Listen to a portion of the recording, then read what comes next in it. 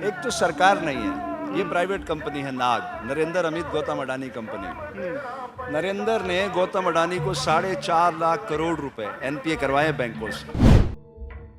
ये जो किसान है धरती पुत्र, ये तो 70,000 करोड़ की मांग लेके बरसों से आंदोलन कर रहा है। उसने तो एक आदमी को इतना छुड़वा दिया।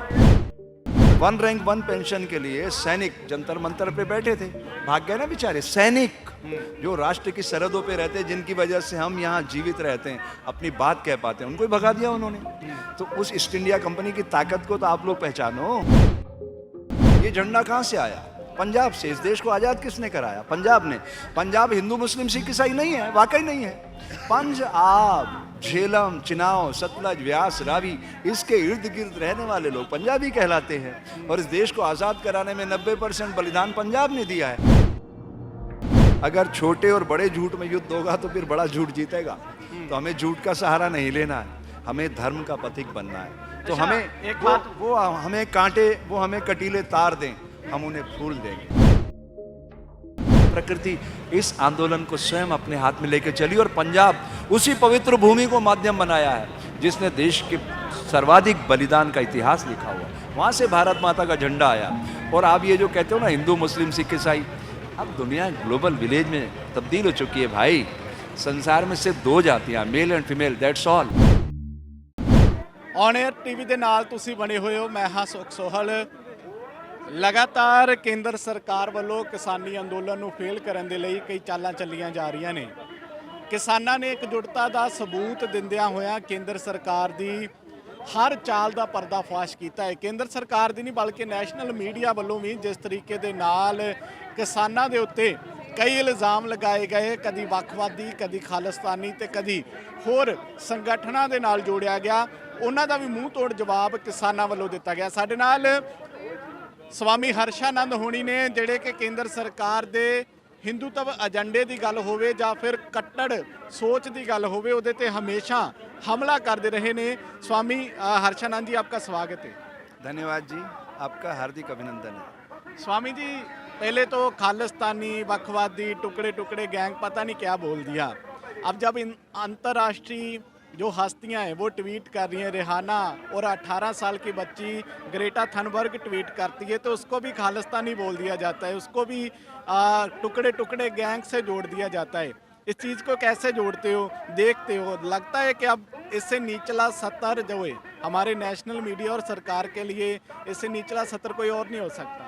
देखिए, आप 2 गलत शब्द इस्तेमाल कर रहे हैं। एक तो सरकार नहीं है, ये प्राइवेट कंपनी है नाग, नरेंद्र अमित गौतम अडानी कंपनी। नरेंद्र ने गौतम अडानी को 4.5 लाख करोड़ रुपए एनपीए करवाए बैंकों से। उसने 2019 में क्या कहा था? न खाऊंगा न खाने दूंगा। क्या किया? अपने साथी को, गुजरात के व्यक्ति को, एक तंबू तानने वाले को इतना बड़ा इंडस्ट्रियलिस्ट बनाया। कैसे बन गया वो? ये आप सब लोगों को सोचना चाहिए। ये जो किसान है धरती पुत्र, ये तो 70,000 करोड़ की मांग लेके बरसों से आंदोलन कर रहा है। उसने तो एक आदमी को इतना छुड़वा दिया।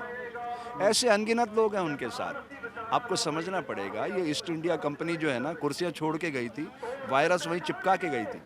देश 47 में आज़ाद हो गया, लेकिन आज़ादी देश के नागरिकों ने कहाँ देखी? आपको लगता देश आज़ाद हो गया, तभी तो आप कह रहे हैं कि मैन स्ट्रीम मीडिया, गोदी मीडिया। अरे हमेशा वो सरकार का ही मुखौटा रहा है।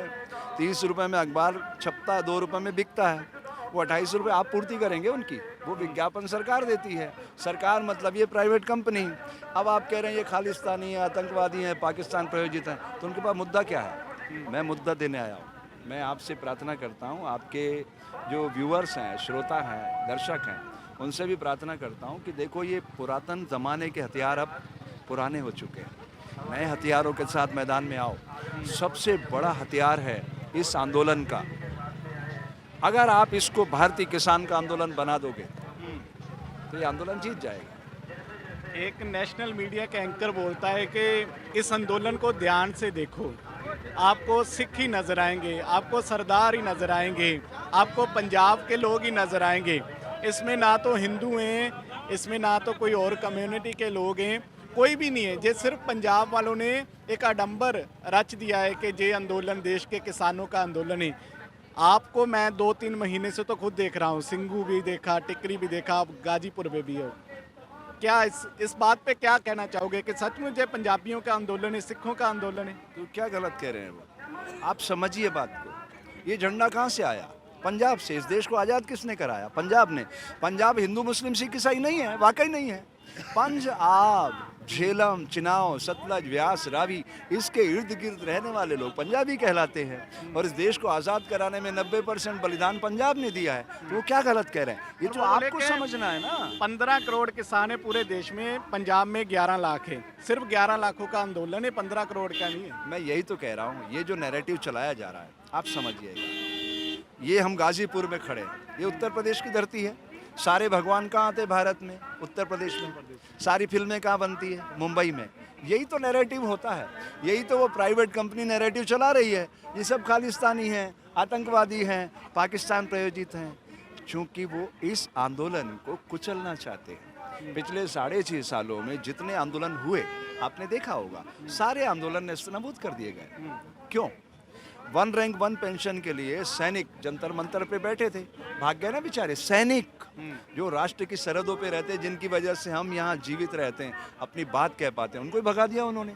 तो उस ईस्ट इंडिया कंपनी की ताकत को तो आप लोग पहचानो। नहीं पहचानोगे तो फिर क्या होगा? तो इसलिए मैं सूत्र देने आया हूँ कि इसको जीत में कैसे आपने बदलना है। देखिए, एक बात बताओ, मैं दो चीजें कहूँगा। धर्म और अधर्म के बीच जब भी युद्ध हुआ, अतीत में, आज हो रहा है, कल होगा, हमेशा धर्म जीतेगा। लेकिन अगर छोटे और बड़े झूठ में युद्ध होगा तो फिर बड़ा झूठ जीतेगा। तो हमें झूठ का सहारा नहीं लेना है, हमें धर्म का प्रतीक बनना है।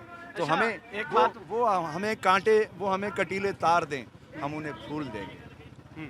एक बात बताना, 2-3 महीने से आप भी जहाँ पे हो, अभी भी बाबा जी से मुलाकात कर रहे थे आप, सिखों से लगातार मिल रहे हो। एक पल के लिए भी लगा पिछले 2-3 मंथ में कभी भी कि जे लोग किसी अलग राष्ट्र की मांग करते हैं, जे लोग भारत को अपना देश नहीं मानते, या फिर जे लोग भारत के जो बाकी कम्युनिटी के लोग हैं उनसे नफरत करते हैं? ये सारे देश को यही तो बताने की ज़रूरत है। आप नेशनल मीडिया की जो बात करते हैं, एक ज़माना था हम गलती करते थे, वो ठीक करते थे। आज वो गलती कर रहे हैं, अब आपके हाथ में ताकत है, आप रिपेयरिंग करके दुनिया को दिखाओ। वो तो नैरेटिव यही चलाने वाले हैं, उनकी प्राणवायु सरकार है, मतलब वो प्राइवेट कंपनी है। अब ये आपका धर्म है सोशल मीडिया का कि इसको इतना बड़ा कर दो कि वो छोटी पड़ जाए। देखिए, ये एक रेखा है मान लीजिए, अब इसको छोटा करना है तो इससे बड़ी रेखा खड़ी करना पड़ेगी। ये बड़ी रेखा सोशल मीडिया है। चीज़ें बदलती रहती है, ये प्रकृति सदैव आपको मौका देती है परिवर्तन करने का। बैलगाड़ी का बेरिंग आया, साइकिल आई, फिर 2 व्हीलर आया, फिर 4 व्हीलर आया, फिर ट्रेन आई, फिर प्लेन आया, ड्रोन आया, तो समय रुक जाएगा? नहीं। आप पुराने ज़माने के हथियारों से लड़ोगे तो आप पराजित होगे, निश्चित बात है। अब आप ट्रालियाँ निकालोगे, चक्का जाम करोगे, मौन प्रदर्शन करोगे, ये समय है क्या उसका? अरे नहीं है। इस मोबाइल को बड़ा करो और इस आंदोलन को भारत की जन जन का आंदोलन बनाओ। ये जिम्मेदारी किसकी है? हम सब की है। मैं बाबा जी से मिला, मैंने अभी बाबा जी से प्रार्थना की कि मैं देश के सारे साधु समाज को निवेदन कर रहा हूँ कि आप आओ, हमारे बच्चे बीमार हैं दोनों तरफ से। सरकार किसकी है? हमारे वोट से चुने गए लोग हैं। और ये लोग कौन है सामने? किसान है, भारत की आत्मा है। अब आत्मा दुखी हो रही है, बीमार हो रही है, तो साधु का धर्म क्या है? आप सब स्पिरिचुअल लीडर आके बैठो और सबको सांत्वना दो, प्रेम दो, प्यार बांटो, इनका हृदय बदलेगा। ये जो अधोगति हो रहे हैं, ऊर्ध्वगामी होंगे, समस्या का हल हो जाएगा। कौन नहीं चाहता कि भारत विश्व के मस्तक पे सुशोभित हो? पर क्या हमारे उस कदम उस दिशा में बढ़ रहे हैं? आप समझिएगा 2 चीज़ों से।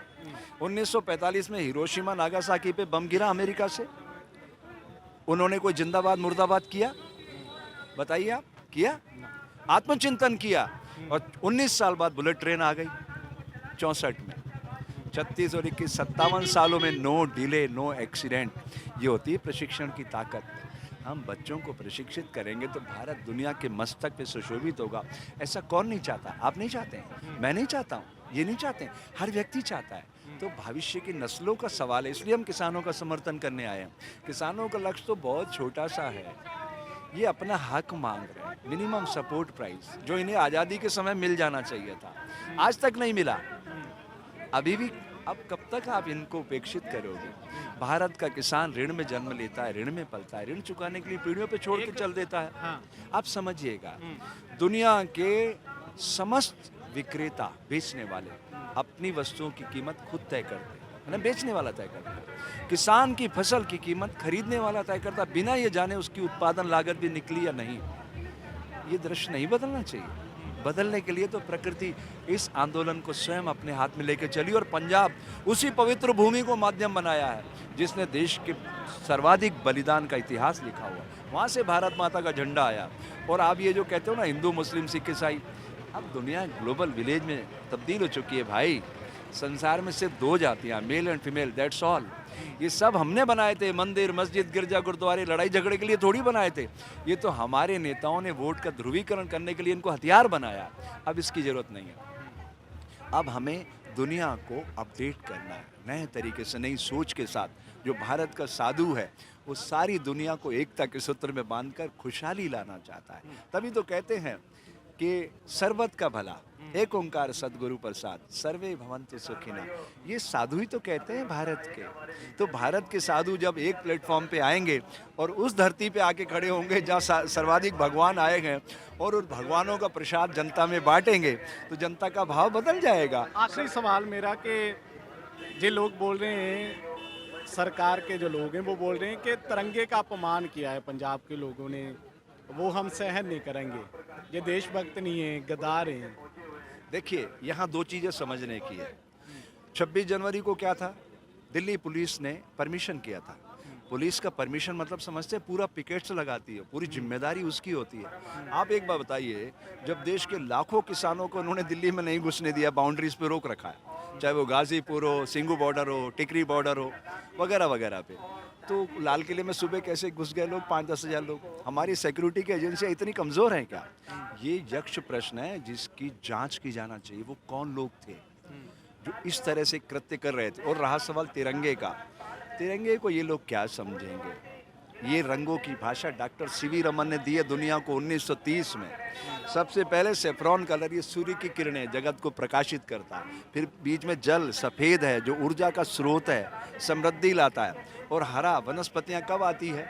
जब समृद्धि की चादर ये धरती माँ ओढ़ती है तो वनस्पतियों को वो जीवन देती है।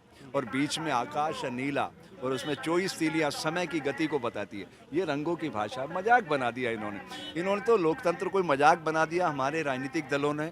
मैं व्यवस्था परिवर्तन का सोच रखता हूँ। मेरा कोई नरेंद्र भाई से व्यक्तिगत कोई दुर्भाव नहीं है, लेकिन उनकी जो मानसिक स्थिति है, मैं फिर दोहराना चाहता हूँ, वो मानसिक रूप से बीमार हो चुका है। उसे अच्छी चिकित्सा की ज़रूरत है।